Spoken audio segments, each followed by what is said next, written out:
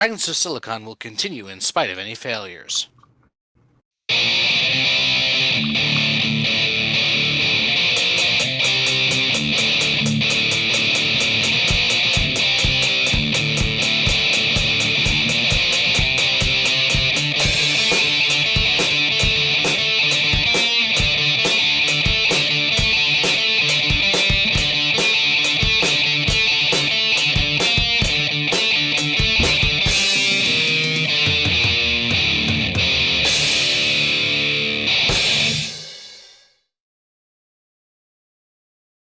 All right, welcome to another installment of Fragments of Silicon. I'm your host, Adam. Joining as always are Petty and Golix. Let us get to the news.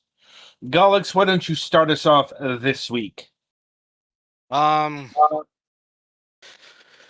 apparently earlier today there was a phone service outage that disturbed me quite a bit because I thought it might be something wrong with my phone. But thankfully I was able to get to the Verizon store and have it verified that it was a service problem before I lost my marbles over it, which was definitely otherwise a risk. Let's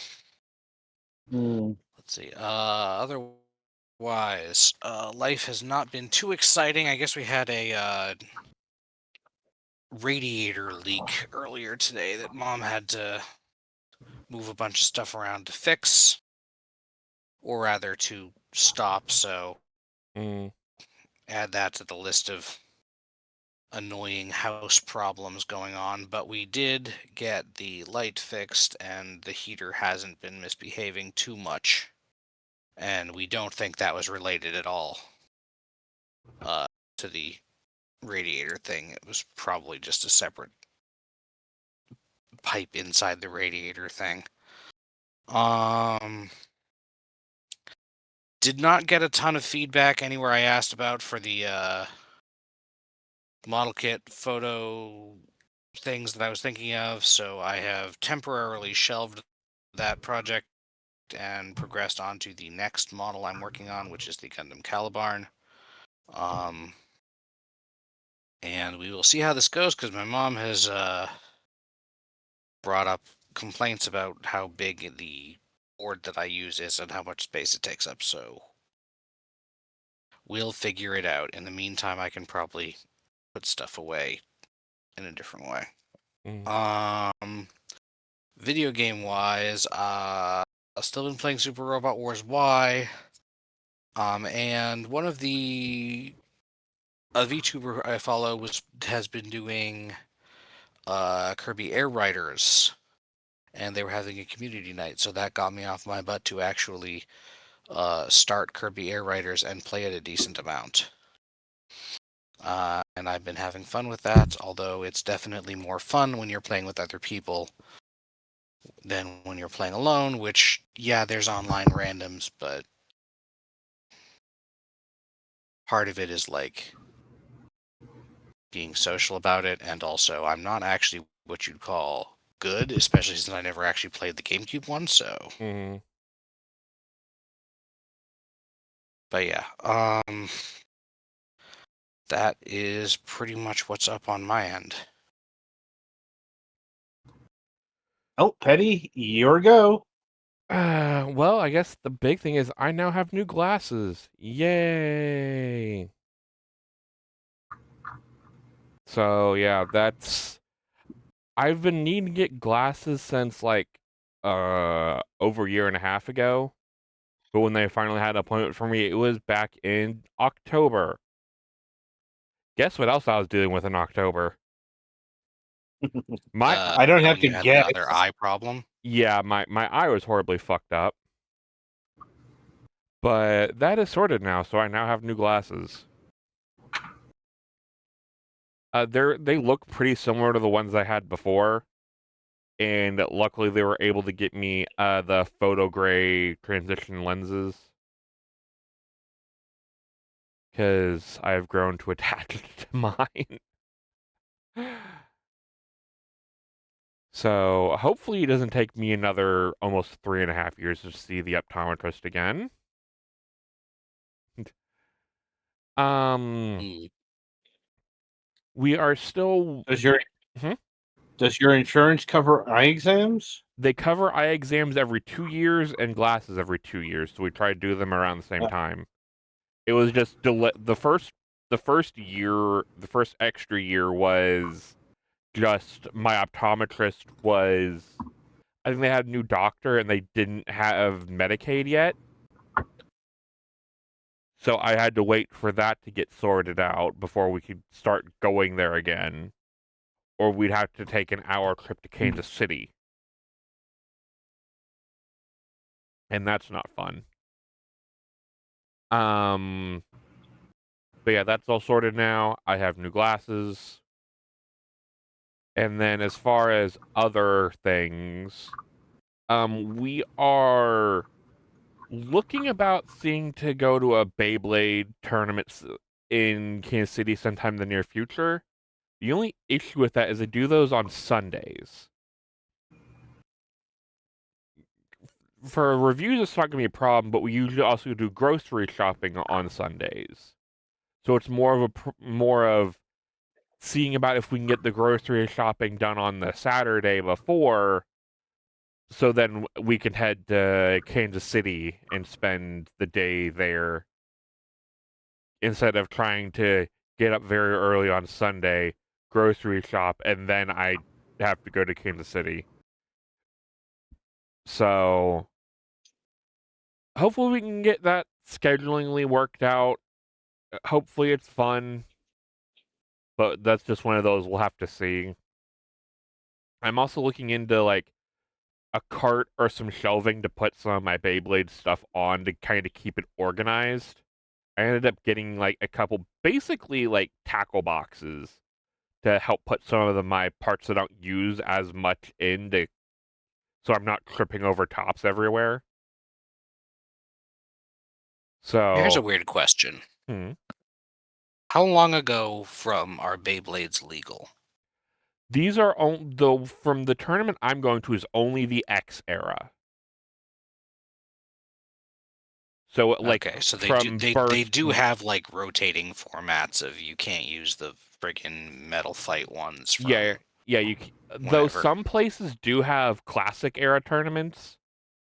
Uh-huh. So I think the convention that was going to be having like one of the X tournaments is also hosting a classic tournament, but I only have some plastic Beyblades which are so old if you try and use them they will just shatter. Oh yeah, no. I wasn't I didn't I that's Mm, just the only other era that I know the name of off yeah. the top of my But head. yeah, some places are still doing Metal Fight era, some places do Burst. So like if you are interested, you might be able to find just like check around on your like local Facebook or if there's like any place that has like Mm, nerdy hobby things in your area. I don't think I ever actually had. I might have had one. But Mm. yeah. But yeah, I know like the tournament I'm going to is actually hosted at a local card shop. So definitely Hmm. look there because, trading cards and Beyblades hand in hand. Hmm. But yeah, that's definitely a thing. And like I said, it shouldn't affect reviews. Because my mom wants to be home by 6. We get started at 8 my time, so that won't be an issue.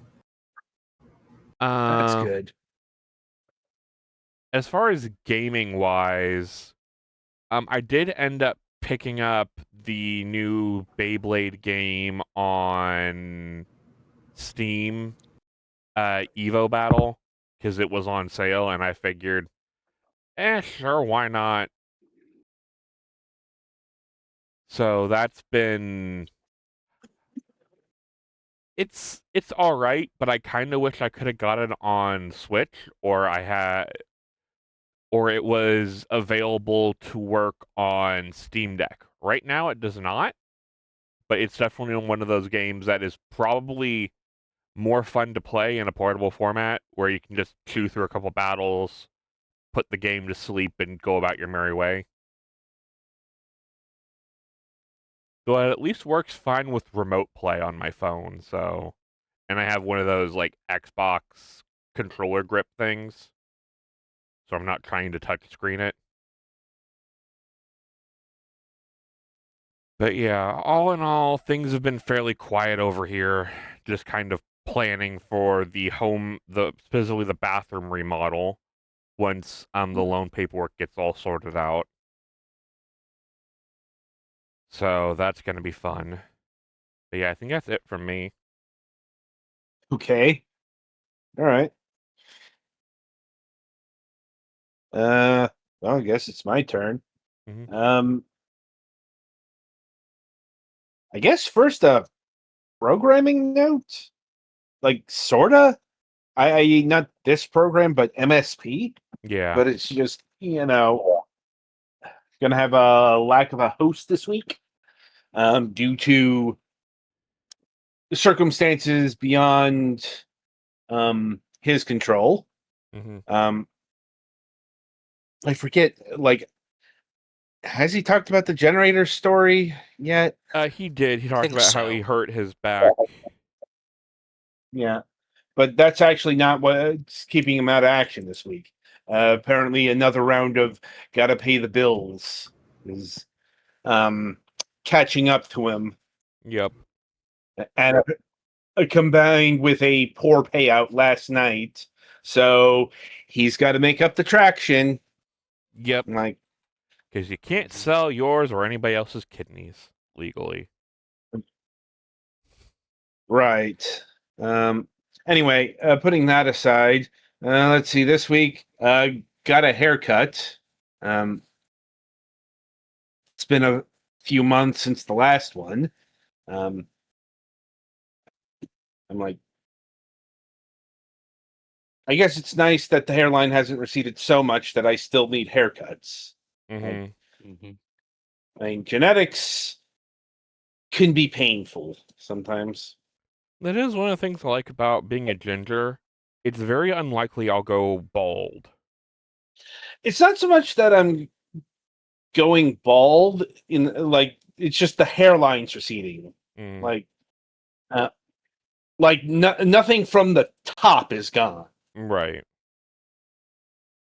Like, which is actually a relief because that kind of baldness does run in the family as well. Mm. My cousin, yeah, his hair's got the big old nest egg. Yeah, if baldness But runs in my family, a lot of the family members unfortunately don't live long enough to show it. well, here that's a bit of a misconception. Like, um, baldness can actually hit early.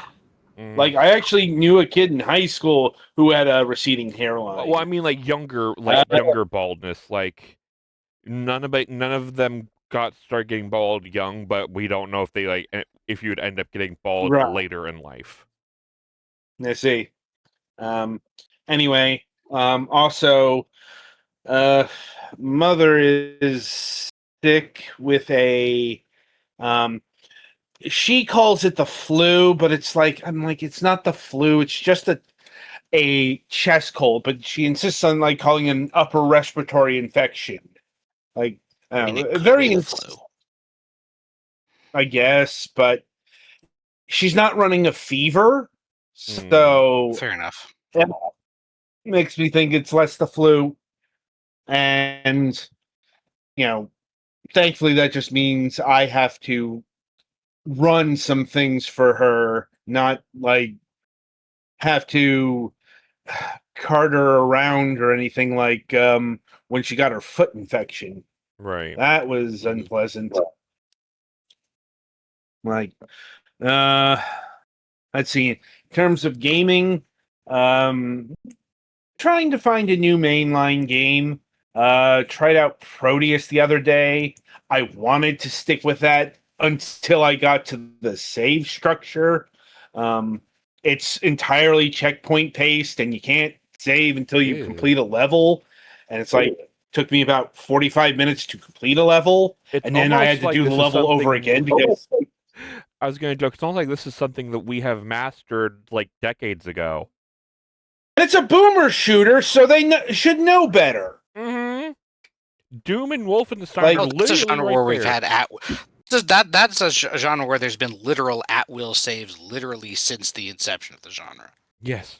Yeah, and I'm like, there was nothing in this game that made me go, yeah, this can be checkpoint based. This can be like this. And I'm like, the thing that killed it for me is I had to do the level over again because I don't know, I didn't get all the ores, or I honestly don't know why. That was the straw that broke the camel's back there. Right now I'm playing. Fail? No, I don't know. I literally don't know. If I were reviewing the game, I'd be thrashing it right then and there. It's so fucking awful. And that's the thing. I literally have thousands of games in my Steam library, so I don't have to put up with bullshit. Look, the days of me sticking with like Teenage Mutant Ninja Turtles because I'm 9 and that's all I got. Me sticking with Ninja Gaiden on the Xbox because Dad said I couldn't get a new game till I beat it. Right. You get the point. I will never suffer those days ever again. Right now, loaded up Sanctum 2. Like, I suppose a notable bit of show trivia. This is one of the few games that we ran multiplayer that is still available on YouTube. It's one of Naka's main reactions. Yeah. Like, I vaguely remember hearing about that one. Yeah. Yeah, we did the first one. And yeah, Sanctum 2, very much more Sanctum. Unfortunately, it's kind of geared for multiple players.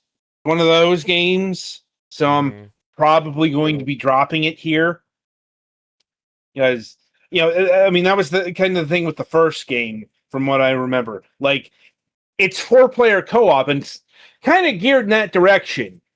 Like, it's playable single player, but you're not going to get the full experience. Now, is it still scaled for multiplayer, or? I don't know, because I haven't played this multiplayer. Fair enough. Like, and yeah, probably going to move on to something else. Like, once again, I've got a lot of games. So, and I think that'll about do it for the news this week. So, merrily we shall roll along to the interview portion of the broadcast. And joining us this week is Chingiz Nasirli of Ent-Re Games. Yep, Ent-Re Games. Hello, everyone. Ent-Re Games. Oh. Yep. Okay, that makes sense. There's only one E there. All right. Anyway. It's kind of the short name for Entrepreneur Revolution Games. Ent-Re Games. I honestly thought it was a pun. No, it's an Entrepreneur Revolution short. Well, that's good to know. Anyway, putting that aside. Right, so how we like to get started formally here is we like to get to know the person behind the games, the studio, and all of that business. And we do this by asking this particular question: what got you interested in video games, both on a personal and a professional level? Well, I have actually interest in games from very, very, very young childhood, and I was like playing the games like crazy from the days when I was just 3 years ago, 3 years, old. And at some moment, me and my twin brother, I have a twin brother, we thought to make a game instead of just playing someone else's game, because while playing games we normally had some ideas about that game that will make the game we play better. So at some point we thought that why don't we make a game, and with this twin brother, like 3 years ago, almost 3 years ago, we have started a project, called Bug Alliance, and it was a pretty small idea, first of all, when we first started, but then it got bigger. At the risk of me collapsing into a pile of dust, what games? Oh, yeah. What games were you playing when you were 3 years old? Oh, a lot of games, a lot, a lot of games, starting from very early, GTA, from to I don't know, some Call of Duty games, and some, I don't know, some really Indiana Jones games, and etc. A lot of games, this is not, there's no just one genre or anything like that. We have played different games, and or maybe, I don't know if you know or not, on PlayStation there was a game called Siphon Filter. Yep. Yeah. Played We have played 1 and that as 2. well. Yeah. Okay, so Yeah. I'm not completely collapsing into a pile of dust over that.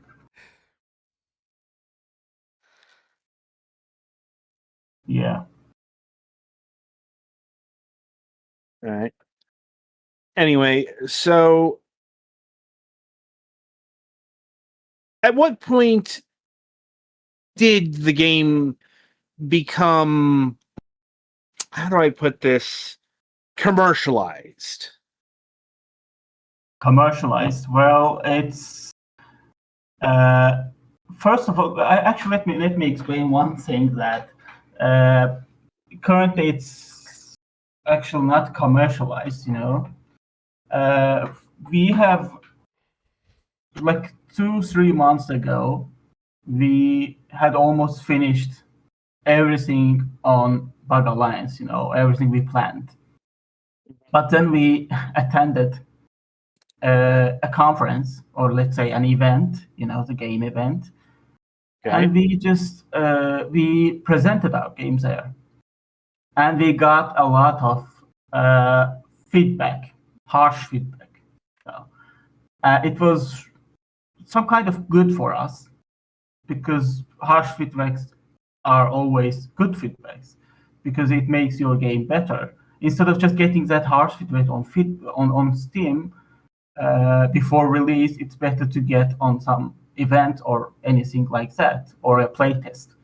So we get that, and we decided to rework on our game on Bug Alliance. And 2 or 3 months ago, we started to redoing the game to make it better. And currently, it's not updated on Steam right now, the demo, but we will in 2 or 3 weeks. But currently, it's much better, way better than it was before. And I'm sure people will like it more when we go to playtest or go live on demo here. Now it has a story, Bug Alliance, a 13-chapter story. It has a really interesting gameplay that I will talk about soon, in a minute maybe, and or maybe we can do the gameplay. And yeah, it's currently not commercialized a lot. Like, when I say commercialized, I mean put on Steam, like Available because for purchase. yeah. Well, when it will be, or No, like at what point in the development of the game? Because you mentioned previously, yeah, the game kept getting bigger and bigger and bigger, and I'm like, yeah. I'm wondering at what point did you decide to, put it onto the Steam storefront? Well, this was actually our mistake when we just put it on Steam when we just started. Normally people put it on Steam when they have actually a playable demo. And it was a mistake to just put on Steam before you at least finish some part of demo and you have some builds to present players so they can try your game. But we had it on Steam as soon as we got an idea. I just prepared Steam page. I just got some, early screenshots and etc. And we prepared Steam page. It was like commercialized, as I said, like 2 years ago or 3 years ago. I don't remember when we started the project. Okay. And how big is your company, or rather, how many people are developing Bug Alliance currently? Okay, so mainly we have started with just 2 people, me and my twin brother. But currently we have a developer, a graphic designer, a voice actor, and a music designer, sound designer. So like 5-6 people, we can say. Okay, that's a fair-sized indie team. Oh and and I suppose before we continue on with the development of the game, it's worth asking for those who, especially for those who might not be watching the footage, because some people will just be listening to this. What is Bug Alliance? Okay, so what is Bug Alliance? Actually, Bug Alliance is the game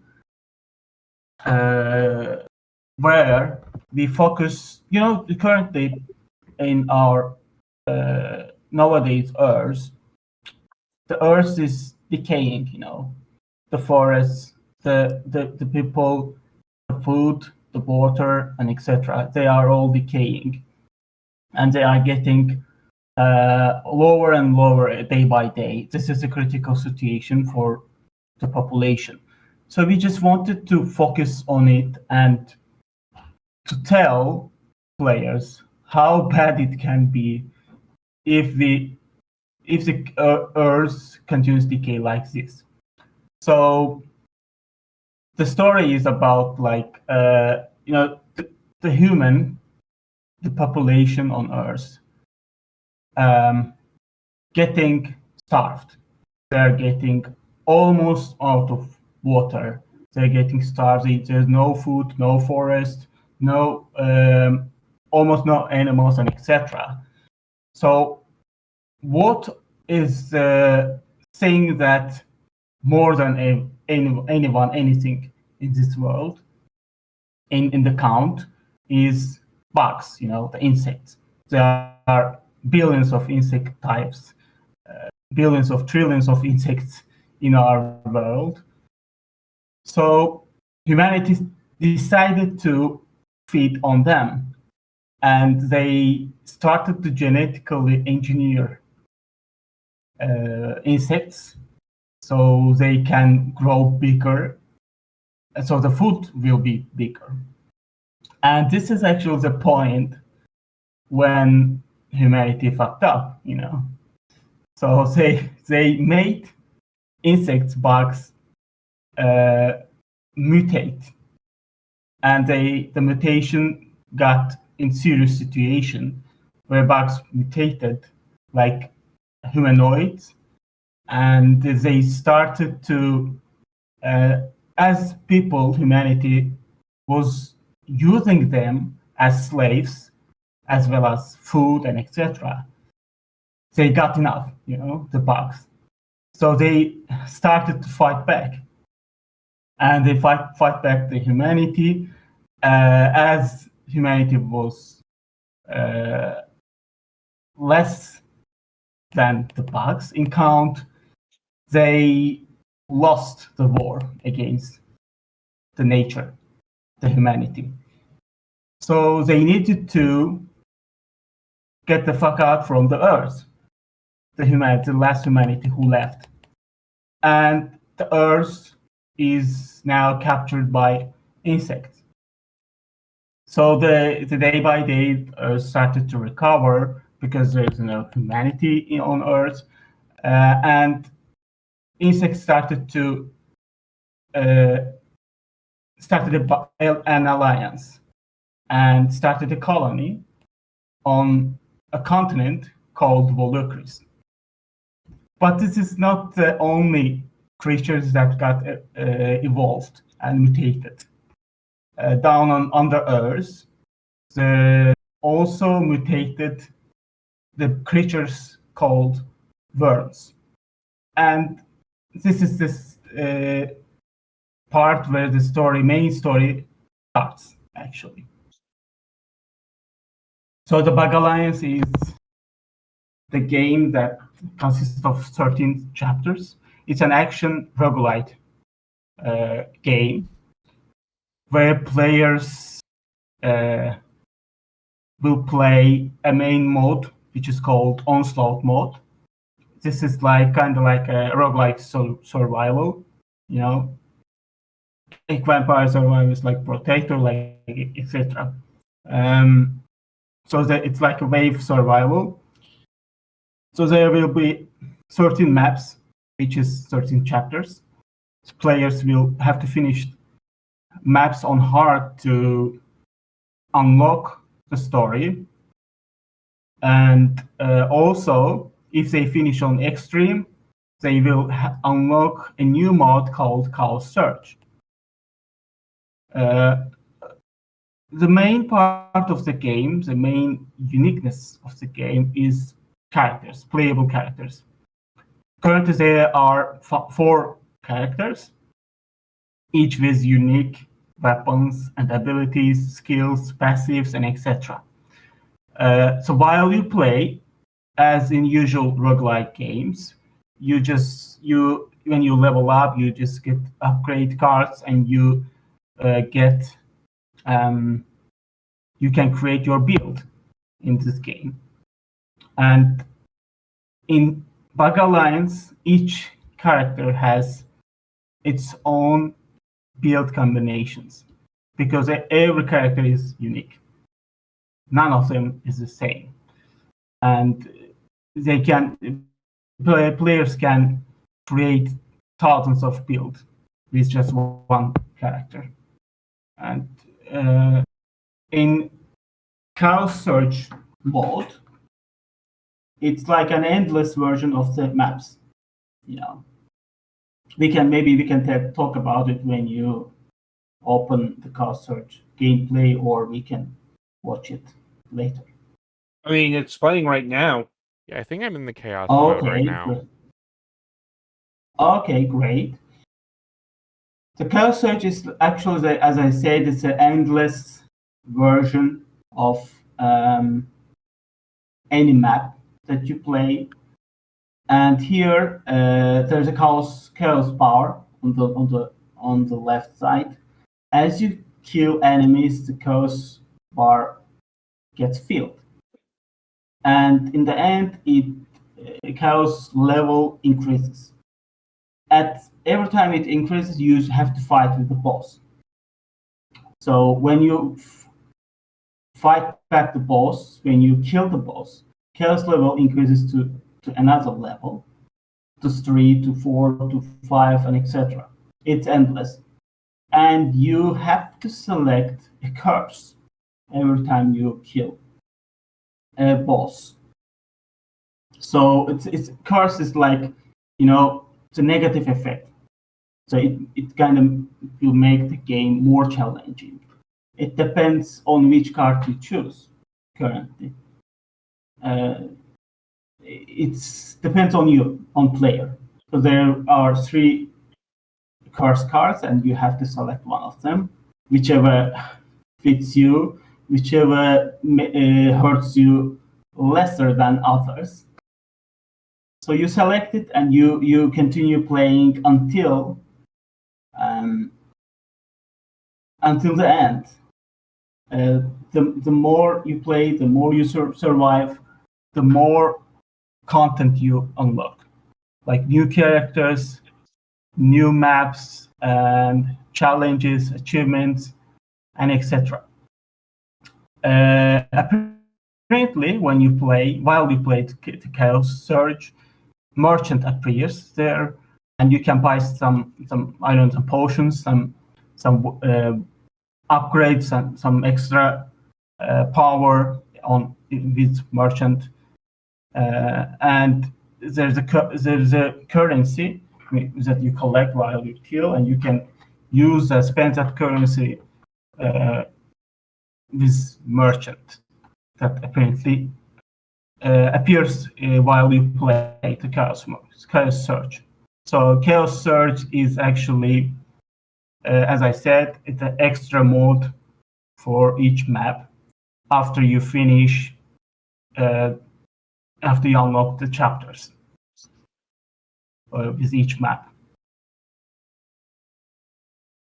So here we have like 4 characters, and one is coming up after release. And for now, there are in total 5 characters, but there will be, of course, more than that, a lot more.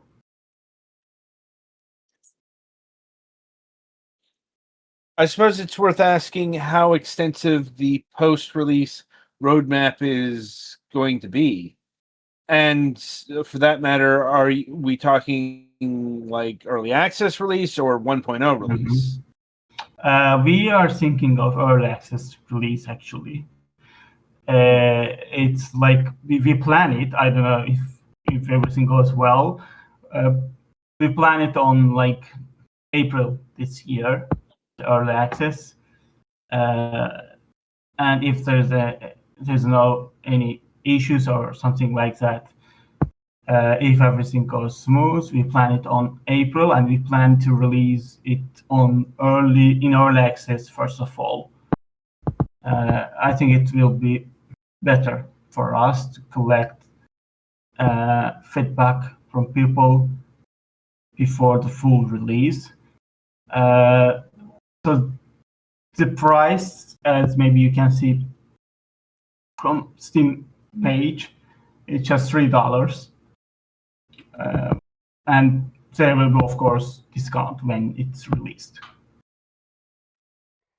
Okay. After release, there will be, of course, some DLCs added, and these DLCs will not be paid. All this will be free. Okay. And I'm not sure if how well you can answer this question in the here and now, but like how much DLC do you have planned for Bug Alliance? Well, a lot of, because we, DLCs, there will be some like new maps with new races, enemy races, new characters, new game modes. Like instead of just Chaos Surge and etc., new game modes. 2 more game modes we plan to implement. So it will be like an addition to the current content. So like I can't count it how many DLCs we will put, but at least 5 or 10 DLCs will be implemented. And how long do you think the early access period will last? I hope it will last at least. I think it should last at least 6 months or a year. So it will be safe for us or for players as well to to give them a proper game without the things that they don't want to see in the game. The early access, as you know, is a part of the development when you have to go with the community. You have to listen to them, and if they want that, you have to implement that. So this is an important critical point, and we would like to get feedback from our community for at least 6 months or 2 years. So, circling back to something you mentioned to us earlier, and that's this event that you showed off, Bug Alliance. What specific critiques did the players offer that made you go back to drawing board here for a few months? Okay, so there was a lot of critical feedbacks from players. One of them was the gameplay, the overall gameplay. It was like first. It was like. Oh, by the way, if you want just to try it out or to show, you can just go to demo on Steam. You can open that and you can show your community, because the current demo version is the old one. So if you want, you can show it. But the old By the way, version, Chingiz, are you tapping or something, or something creaking? No. Okay, it stopped, but there had been some tapping noises coming through, and Oh, sorry. If so, is it okay right now? Yes. Okay, great. I was trying to figure out where it's coming from, but I think it was coming from your end. And I had the volume up higher for a second, and it was more noticeable there than it was in my ears. So I just thought it might be worth. Okay, sorry. Let me know if it happens again. No, it's fine. It just if it was if you can tell what it was, it's probably fine. Okay, great. So going back to the feedbacks that we got from people in that event. First of all, it was like characters. The characters just had a weapon and an ability. That's it. One weapon and one ability, which people thought that it's really boring. And why not a lot of combination with just one character? Why do you limit us, with just one weapon and ability? This is stupid, they said. And therefore we added 3 more abilities and 1 more weapon for players. And also there were this is the most critical was that there was 2 game modes available in earlier when we presented it in event. 2 game modes, and each of them was just feeling, they said that it was feeling unfinished. Instead of just focusing on 2 game modes at once, why not just focus on one mode, finish it up, make it perfect, and then go to work on another one? It will make much more sense when you do that. So the second mode was the resistance mode. It's like tower defense mode of the game, but it wasn't finished. It was like 70% finished, and people raged at us. So they said that just focus on one game mode, Onslaught. First of all, make it perfect, and just go to another one if you want to. It's not a must, of course. So this was also one of the feedbacks. And the gameplay when you start the game. It was like, when you level up, you were just selecting upgrade cards, which was apparently was just stats like health, armor, fire rate, and etc. And that's it. You were just upgrading your character main stats with just one weapon and one ability, or if I'm not wrong, two abilities available in the game, and that's it. And you play wave by wave. You play unlimited wave, like endless wave. And every 10 wave, you just kill boss and you continue. That was it, And just people gave us some interesting ideas about it, and we currently, thanks God, we changed that before we release it on Steam for sale, and it was one of my best moments in my life. When we saved the game from raging Steam players. It was really good at that point.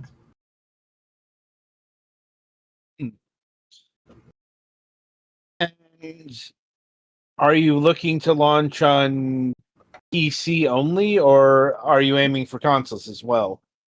Oh yeah, we aim for mobile version as well, like Android, Google Play, and also we aim for now. In case of console, we aim for Nintendo Switch for now. Okay, yeah. I can see why with the Nintendo Switch. Gotta admit, Android only is a bit curious. Like, usually it's like iOS devices. For the beginning, actually, it's only Google Play Android devices. But later on, it's in our plans that we of course, we will also port to the iOS devices as well. But it takes much longer than Android devices to port there. That's why. Right. And I suppose finally we should talk a little bit about perhaps not your only other project, but you did send us footage of it. And that is Chaos Surge. So what is this game? Oh, it's a Chaos Surge. It's as I told, it's one of the mode in Bug Alliance, like Chaos Surge mode in Bug Alliance game in our main game. Yeah, I just wanted to show them separately. Okay. Okay. Okay. Fair enough. Yeah. And Chris, I have a question for the gameplay on Bug Alliance. Is it supposed to be twin stick or more like Vampire Survivor? Because there's a heavy auto aim I noticed when I was playing. I didn't know if that was by design or. Well, it depends on how you want to play. This was one of the feedbacks from players.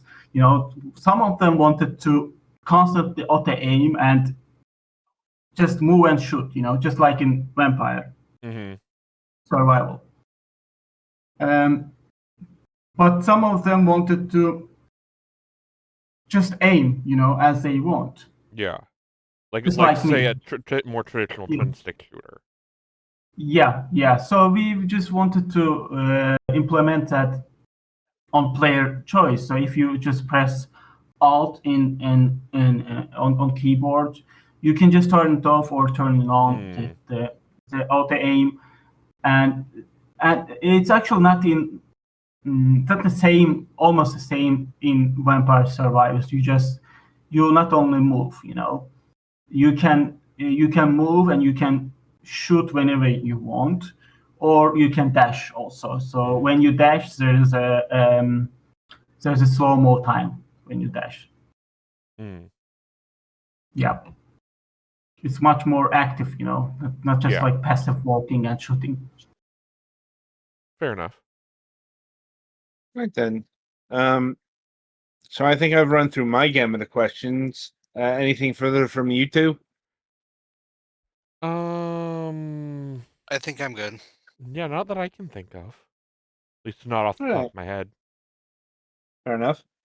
All right. So I want to thank you for taking time out of your schedule and being with us here today to talk about your game. Certainly looks interesting, and we look forward to see how it shapes up in the next few months as it approaches its April 2026 early access release date. I suppose a final note here. You might want to update your early access notes because it still says December 2025.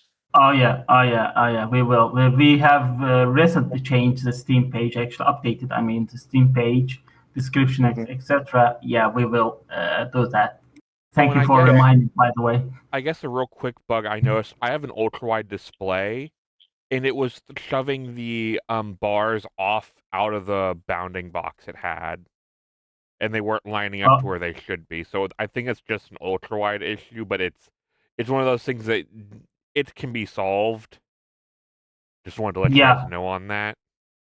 Yeah. We are aware of that. Yeah, it happens. There's currently a lot of in the version that I have sent you. There are a lot of bugs. That's why we didn't want to update the demo on Steam, because if even the demo, there shouldn't be small annoying bugs. Well, and like there was a game we had before that they didn't have an ultra wide monitor to test on, and then when I pulled it up, I basically was able to expose the trick they used to get their background to work. And they're like, "Oh no." Well, I hope there's nothing like that in our case. Oh yeah, I didn't find that other than the shoving the bars out of alignment. I didn't notice any two breaking in there. There's some weird collision issues, which those we mopped up as you're in your final, final development. Well, even in on early access, actually, we have a playtester. I'm also the playtester. So when we come near the early access, we will get rid from 99% of the bugs. Yeah. Actually, we should get rid of 100%, but it's not possible. In a perfect world, 100%. But ask every dev ever about bug fixing, and they will probably start drinking in front of you. Yeah. Actually, it's annoying, and there's nothing like 100% always. Yeah. Unfortunately. Right then. Right. Thank you very much. Indeed. Right. Petty, play us to the next segment. All right. Give me 1 second. I am a little out of sorts. All right. All right. You ready?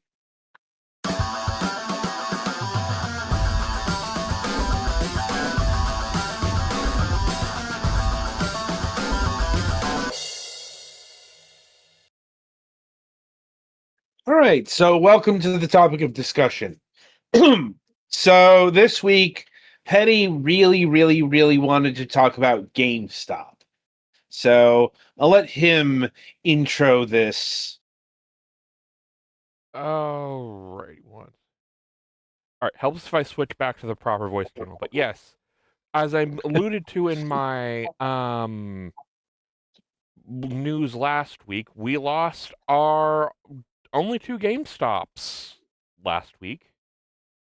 So I liked GameStop a lot because both of mine were situated near places where if mom and sister wanted to go shopping at like Bath and Body Works or Walmart, I could go swing over to GameStop and at least have something interesting to do.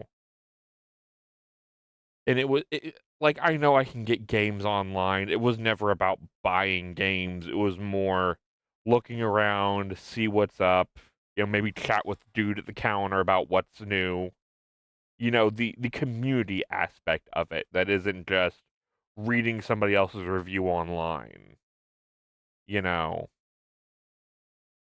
I know I believe our GameStop opened a very long time ago. They were one of my oldest memories is they still had Game Boy cartridges, if that tells you how old they are. Oh, they're far older. Well, It's just so GameStop as we know it is like about 25, 26 years old. yeah. But the thing about GameStop is it was assembled out of basically Voltroning a bunch of electronic stores that existed in like the 80s and the 90s. Like, what was it? One of them was like Funko Land or something like that? Funkoland was one of them. That's actually where they got the idea to do classic games because I had a Funkoland near me in the like early to mid 90s, and this is like when the Genesis and the Super Nintendo were in their late stage, and the Saturn and PlayStation were coming in, and they still had like NES cartridges aplenty. Yeah. For example, And I know one of their recent acquisitions, which brought about probably the dark days, is ThinkGeek, and they started selling apparel and non-video game things. Yeah, but in terms of what GameStop is built out of, it's like Funkoland, but the main ones were Babbage's and Software ECT or Software Etc. Yeah. And they were actually owned for a time by Barnes and Noble. And then Barnes and Noble is not doing too great. No, they're not. They're doing too great either. And then like somewhere along in the 2000s, GameStop merged with EB Games. Yeah, I want to say it was like 2005, 2006. No, this is only the U.S. version of EB Games, apparently. Well, yeah, I was about to say. I think the international ones are still owned. They just operate under the EB Games banner outside of the U.S. Yeah, that's the key there. Like the EB Games name is much stronger internationally. Mm-hmm. For those of you who don't know, EB Games stands for Electronic Boutique. Yep. And they used to be not entirely unlike a Radio Shack. This was more gaming focused. We had, at least here in the States, my GameStop originally was an EB Games. Yeah, and there was here next to no change other than the sign on the door. Mm-hmm. Yeah, and apparently EB Games. I mean, like back at like the beginning of Electronics Boutique, it was probably other stuff too. Yeah, apparently EB Games got bought out in 2005. Haha, I was right. Yeah. It's a weird thing when I'm right. Yep. Then 2 years later, they bought a company called Rhino Video Games, which was a thing that Blockbuster owned, apparently. Yeah. I'm like, I don't think I ever shopped at that. But, the point is, GameStop was built out of a lot of other software concerns. stores. Mm-hmm. Mostly video games, but like software, etc. That was actually much more of a computer store. Yeah. And there is a difference. For a time, you could actually buy physical software media at GameStop. Yes. And it is really kind of the last bastion of dedicated video gaming stores. Right. At least There in is terms of like, its competitor Vintage Stock, which at least is still around here. yeah, They I also would say, operate under a couple other names like Entertainment Mart. yeah. It was Music Something, I think, is the third name they also operate under. And at least in terms of physical distribution, Because like, because there's nothing stop you from hopping on eBay. Well, specifically for classic or more classic games, there's nothing stop you from hopping on eBay and having somebody ship you their old copy of insert whatever game you want here. yeah, Amazon as well. Probably a few other places. Well, and that's more But for like a little bit older titles. Like if you want something from like 360 era, you're probably not going to be getting it on Amazon. depends on the game, I think. Fair. But and like GameStop is real useful for now. With I don't know if you remember the stuff that Nintendo's been doing with Switch games. If the Switch game's been found in like somebody's dump site, that Switch cartridge can be banned. If you order the game on eBay, you're rolling the dice. You may get a banned cartridge and not be able to do nothing with it. But at least places like GameStop will test the cartridge and make sure it still works. In fairness, eBay is a lot better now than it was like 25 years ago when it was really the Wild West of purchasing. Like these days, you have seller reputations and whatnot.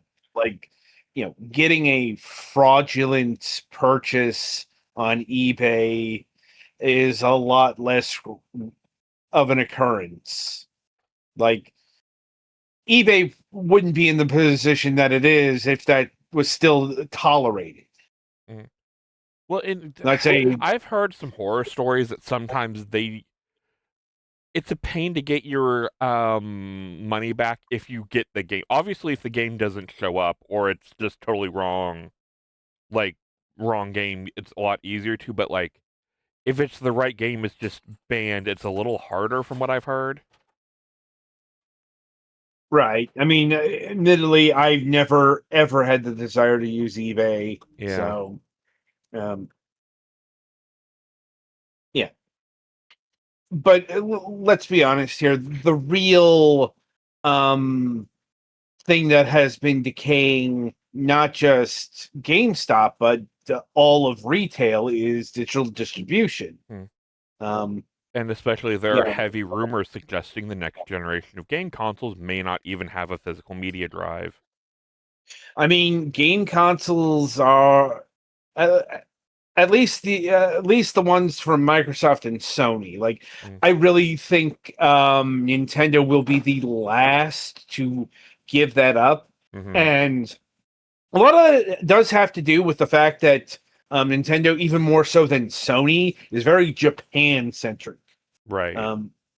And the thing is, physical is much more alive in Japan than it is here. I mean, they have digital distribution and all that stuff, but as I understand it, the retail presence is still a lot more vibrant than it is in like North America or even Europe. Japan and a lot of European places still love their physical releases.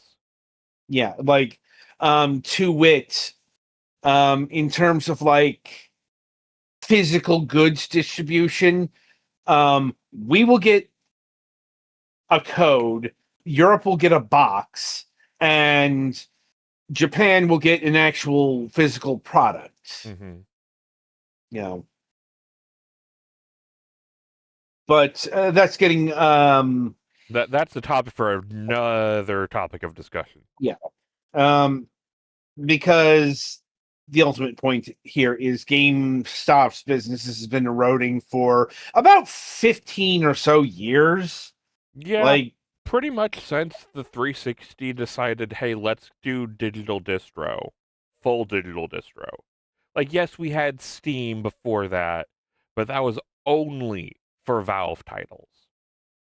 but the thing is, I remember conversations that were being had about digital distribution in the mid 2000s that it absolutely envisioned the future, i.e., the present that we have now. Mm-hmm. Like, people absolutely saw digital distribution as the future.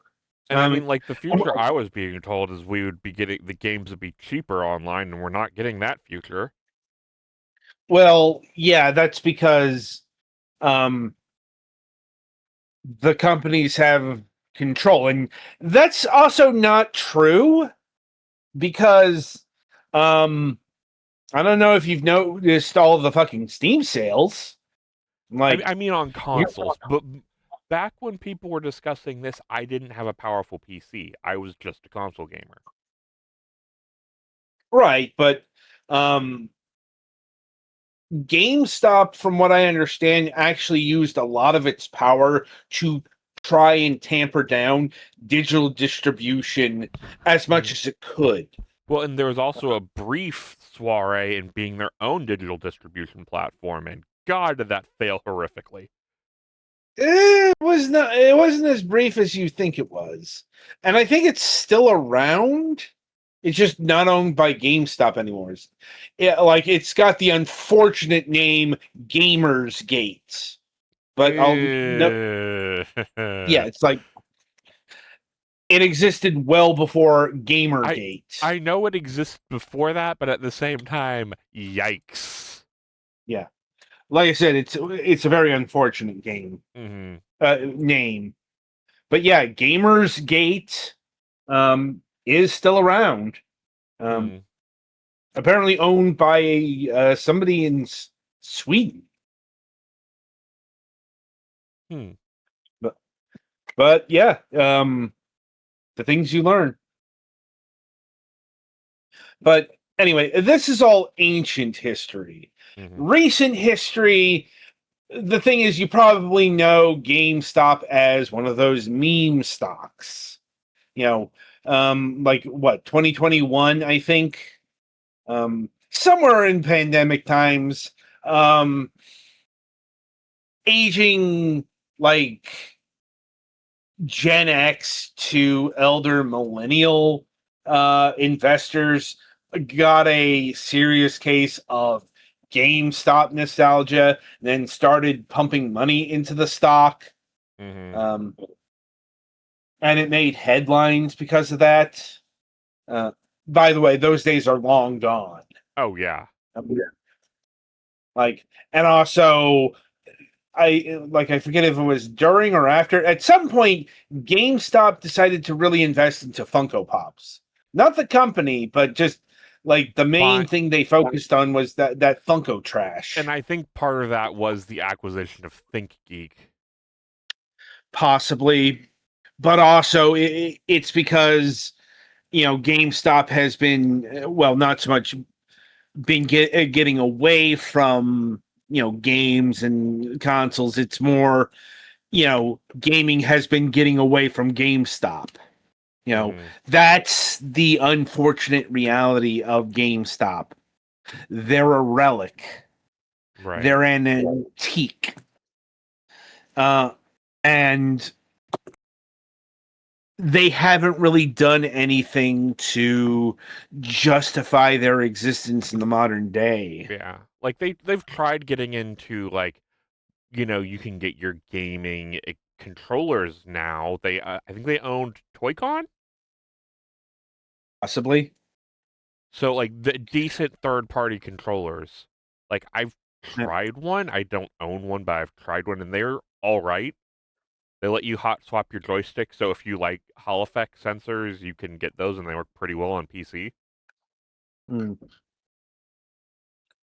But GameStop is just going through a very long death spiral. And I guess we should kind of go into the thing that made you laugh hysterically in the writing room on Sunday. Oh yeah. Let me find the article. Right. I linked it in the Discord. Yeah, here we go. Because because GameStop apparently is unveiling a $35 billion pay plan for its current CEO if it can reach some lofty targets. And they are fucking lofty. GameStop's new pay plan laid out lofty targets for Cohen, who is now tasked with growing the company's market capitalization to $100 billion. Yes. That's billion with a B. And hitting $10 billion in cumulative performances in its EBIT. This is fucking impossible. Yeah. Because GameStop currently has a market capitalization of $9.26 billion. It hit a record of about $34 billion during the 2021 meme stock rally. So this is literal insanity. Right. This is, this is the same kind of fucking thought process that's going on at Tesla right now. The thought that number go up infinite. Yeah. In fact, the article name checks the 10-year incentive plan, aka the now infamous, famous, whatever $1 trillion incentive plan that's being offered to Elon Musk that he'll never hit, because it actually, it's like, it's one thing to say that they have lofty or ambitious targets, but it's like, motherfucker, you're looking to literally hit 10 times the market capitalization of what it is right now. Like, if online distribution didn't work or didn't exist, maybe they could get a half that. There is no fucking universe out there where GameStop becomes worth $100 billion. Yeah. That's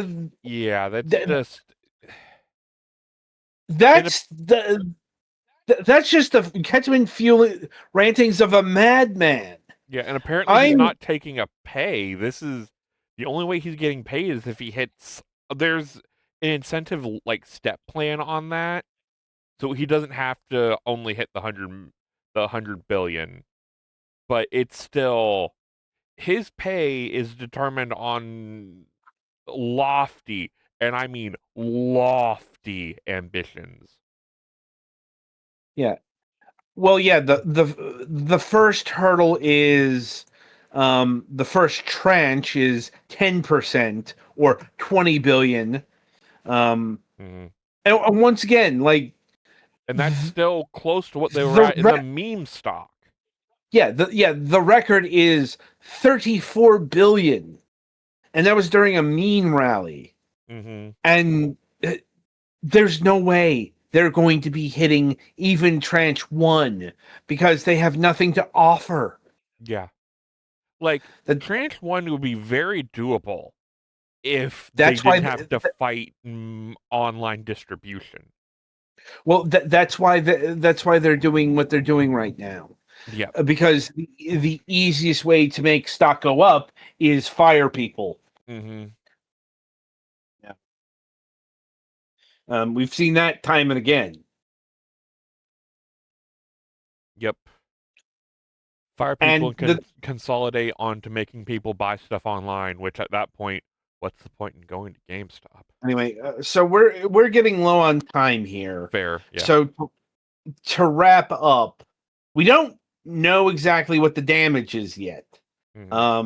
We've heard reports that as many as 400 GameStops have been closed. Apparently, internationally, they're looking to pull out of some countries. Like I've heard they're looking to pull out of New Zealand.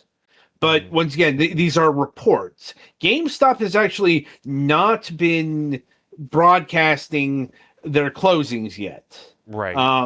Maybe they're waiting for the next quarterly report / investor conference, where they're going to have to actually disclose those numbers to their investors. Yeah, and I know the dude who worked at my local GameStop mentioned they usually do stuff like this at the beginning of the year and the middle of the year. So there may be another round of mass closures this summer. Very possibly. Anyway, so yeah, I think that'll about do it for this topic of discussion, and indeed this installment of Fragments of Silicon. Coming up on the week ahead, as previously mentioned, we got a new MSP episode happening very soon. On Friday, January 16th, we'll be welcoming Levay Gerard of Fantomata.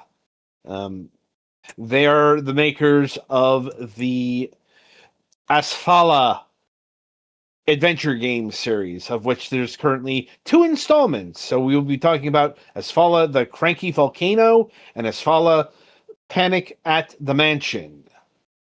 And coming up on the Sunday reviews, we'll be having reviews of Angeline Era, Sushi Ben, Winter Burrow, and Desert Race Adventure.